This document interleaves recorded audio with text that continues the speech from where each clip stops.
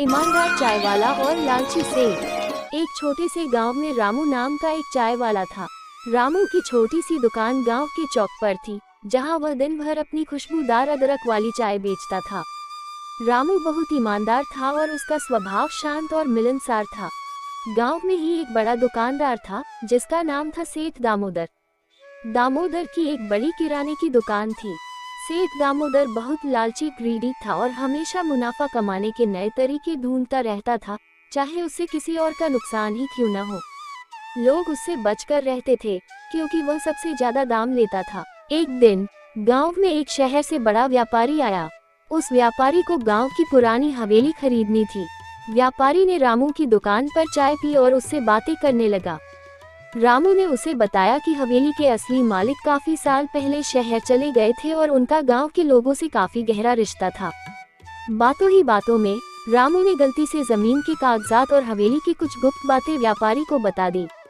व्यापारी को समझ आ गया कि हवेली की जमीन की कीमत आम दाम से 10 गुना ज्यादा है अगर उसकी सही जानकारी छुपाई जाए तो।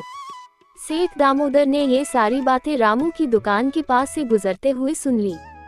उसके मन में लालच पैदा हुआ। उसने सोचा कि अगर वह किसी तरह रामू से जमीन के कागजात चुरा ले और खुद व्यापारी को बेच दे तो वह एक रात में अमीर बन सकता है।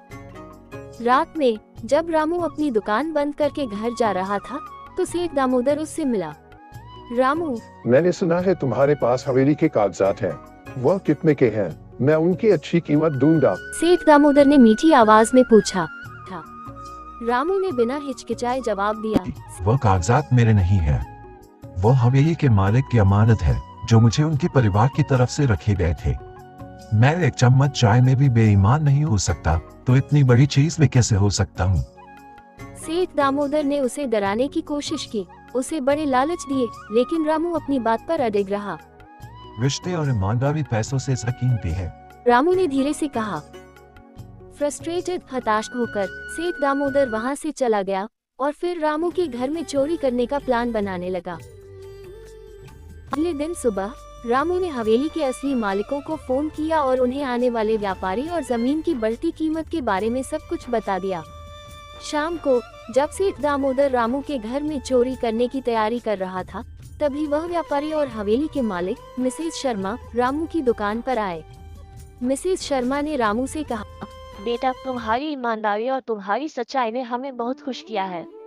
सेठ दामोदर ने कल रात हमें फोन करके तुम्हारे बारे में बहुत बुरा भला कहा और उन्होंने हमें ये कागजात बेचनी शुरू की।